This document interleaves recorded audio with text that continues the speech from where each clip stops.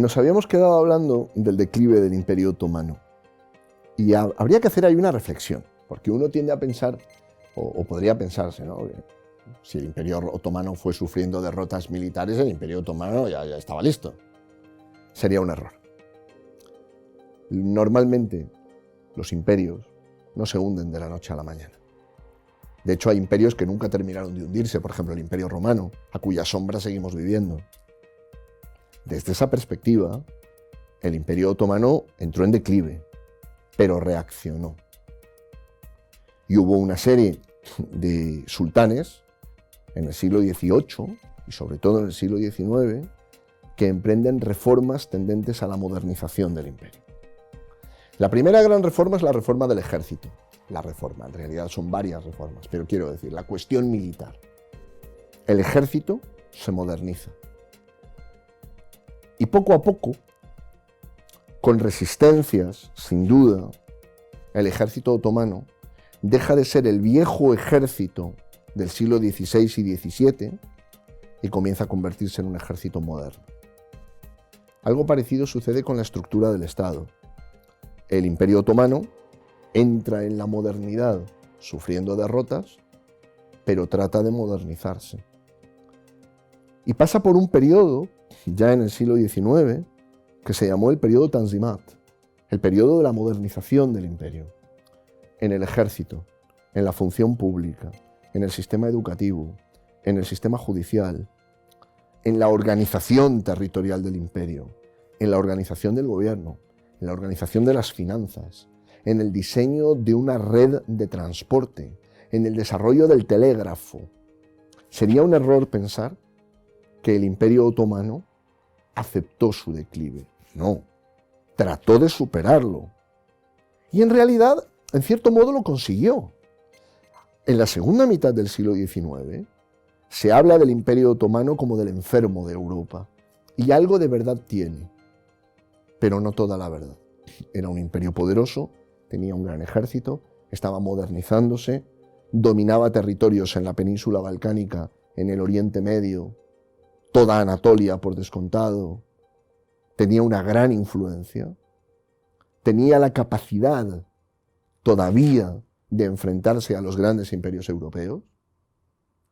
Y cada vez que el Imperio Otomano está a punto de sufrir una derrota definitiva, por ejemplo, a manos del Imperio ruso, o a manos de los pueblos eslavos que se sublevan en los Balcanes, llega alguna potencia europea a salvarlo.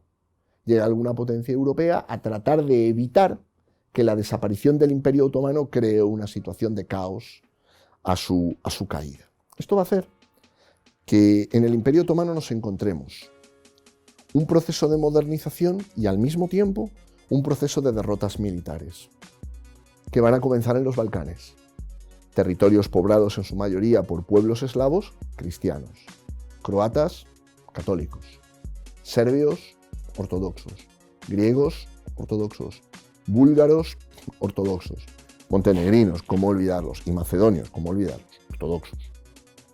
Pero además de esto también va a haber una población islámica en el imperio, musulmanes de Bosnia, muy importantes, una población turca que se había establecido en los Balcanes en la Edad Media, siguiendo las conquistas del imperio y que llevaban siglos viviendo en los Balcanes, por ejemplo en la región de Bulgaria. A medida que esos pueblos eslavos en el siglo XIX se alcen en armas contra el imperio, en el imperio se va a empezar a ver a los cristianos como una amenaza. Y los que en los primeros siglos del imperio habían sido una comunidad más, sometida en el imperio, una minoría religiosa, con sus propias reglas, sus propias normas en la vida cotidiana, pasan a ser vistos como una amenaza existencial para el imperio. Aquí hay un primer punto problemático, porque los pueblos eslavos que se sublevan en los Balcanes terminan saliendo victoriosos. Serbia logra su independencia. Me he olvidado de un pueblo importante, no es eslavo, los rumanos. Ortodoxos, no son eslavos, pero viven en un territorio de dominación otomana. Y todos estos pueblos que se alzan contra el imperio en el siglo XIX salen victoriosos. Los serbios, los búlgaros, los rumanos. Esto va a hacer que a medida que avanza el siglo XIX, los cristianos que viven en el interior del territorio otomano, no en la península balcánica, que está en la periferia, sino en el interior del imperio, los cristianos griegos, o los griegos cristianos ortodoxos, los apostólicos armenios, los siríacos, se los vea como una quinta columna, se los vea como una amenaza para la estabilidad del imperio. Y el análisis que se hace en Constantinopla, el análisis que se hace en la corte del sultán, es: ¿acaso no se han alzado en armas los cristianos en los Balcanes? ¿Quién garantiza al imperio que no harán lo mismo en el interior del imperio? Por ejemplo, en la Armenia histórica. Esto va a crear una primera reticencia que va a ser creciente en el imperio. No es necesariamente, o no conduce necesariamente a la violencia. En las primeras décadas del siglo no conduce a la violencia, pero conduce a una creciente hostilidad, conduce a una desconfianza. Y creo que aquí hay una reflexión interesante. A veces cuando se estudia el genocidio, la gente pregunta: ¿cómo se termina en un genocidio? Bueno, normalmente el camino a un genocidio no empieza con matanzas. Termina en matanzas, pero no empieza en matanzas. Empieza en procesos de alienación. Empieza cuando uno ve a su enemigo, a su vecino, como un enemigo, como sospechoso, como adversario, como rival, como contrincante, como traidor. Como la persona que te puede apuñalar por la espalda y puede aliarse con los enemigos del imperio contra el imperio. Y hubo un proceso de alienación, donde las formas o los géneros propios de la modernidad, el periodismo, la literatura nacionalista, en particular la poesía nacionalista, desempeñaron un papel crucial. Porque en ese proceso de modernización, el Imperio Otomano se enfrenta con los dilemas de la modernidad. ¿Cuál es la nación del imperio? Los franceses tienen un imperio y hay una nación francesa. ¿Cuál es, por poner un ejemplo, los alemanes tienen un imperio y hay una nación alemana? Fichte tiene los famosísimos discursos a la nación alemana. Bien, ¿cuál es la nación otomana? Y hay en el siglo XIX toda una elaboración teórica en la que se dice: el fundamento es el pensamiento llamado otomanista, es la pertenencia al imperio. Y hubo un tiempo en el cual se pensó que efectivamente, sobre la base de la pertenencia al imperio otomano, se podía elaborar una identidad nacional. Lo que pasa es que esto encajaba con dificultad. Primero, porque el Imperio Otomano era muy diverso, había muchas comunidades. Turcos, griegos, siríacos, armenios, georgianos, árabes, kurdos, beduinos, judíos, por supuesto, georgianos. Había muchos pueblos. Había pueblos eslavos, no hace falta que mencione de nuevo los balcánicos. Entonces, la sola pertenencia al imperio, por decirlo en términos coloquiales, no parecía ser bastante para elaborar una identidad nacional. Y por eso en el imperio, poco a poco, el otomanismo va cediendo frente a un pensamiento más nacionalista, que es el llamado panturquismo o panturanismo.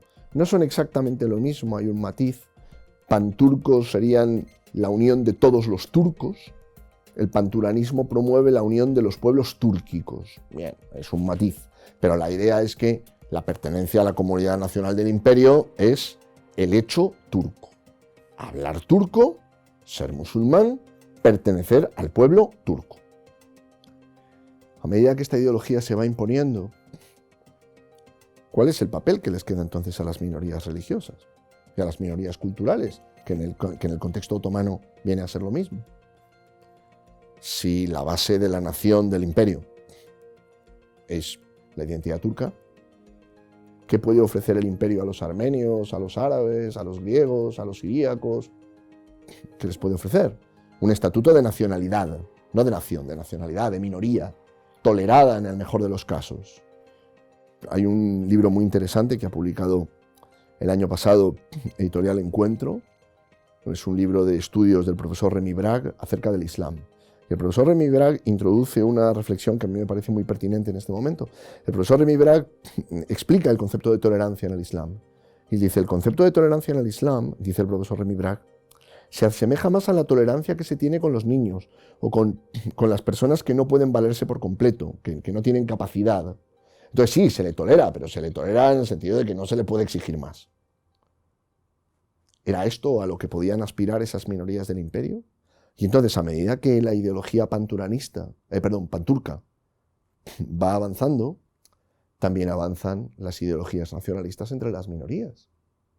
¿Por qué habríamos de ser una minoría en tu territorio cuando hay otros pueblos cristianos con quienes nos podemos sentir identificados? Y esto sucede con los armenios, sin duda. Y hay un nacionalismo armenio que se vertebra en partidos políticos, que se vertebra en asociaciones culturales. Y en la diáspora armenia, tanto en el imperio de los zares como en Europa, se fundan organizaciones y partidos políticos nacionalistas armenios. Lo que pasa es que ninguno de ellos estuvo nunca en condiciones de amenazar al imperio. Los armenios eran pocos, estaban desarmados, tenían sí una militancia política, sin duda, tenían una intelectualidad deslumbrante, sin duda, periódicos, instituciones culturales, editoriales, pero no tenían los recursos de los que sí disponían, por ejemplo, los cristianos en los Balcanes. Por eso, este proceso político de pujanza nacionalista en el Imperio Otomano, reacción nacionalista entre las minorías religiosas y culturales, organización de las respectivas ideologías, aparecen sociedades secretas de militares nacionalistas otomanos, turcos.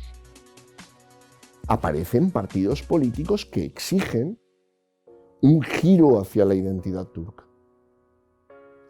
Y también aparecen partidos políticos que reivindican la identidad armenia.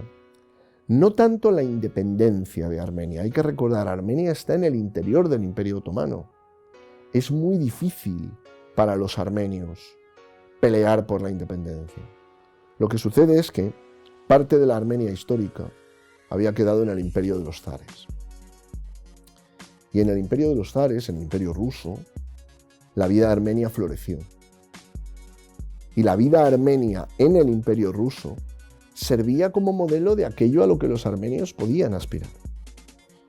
Y entre los otomanos cundió el miedo en Constantinopla, cundió el miedo de que los armenios pudiesen aliarse con los rusos en contra del imperio y de que pudiesen actuar como una quinta columna. ¿Era un miedo real? A mi juicio no era realista. Es cierto, había soldados armenios en el ejército ruso, había soldados armenios y había generales armenios sirviendo a los zares, sí. Pero los armenios del imperio no estaban pensando en sublevarse como habían hecho los serbios o como habían hecho los búlgaros. Estaban pensando en desarrollar más una identidad cultural y en cierto modo política en esa Armenia, en esa Turquía, en ese imperio otomano moderno que después dará la Turquía moderna de la que hablaremos después.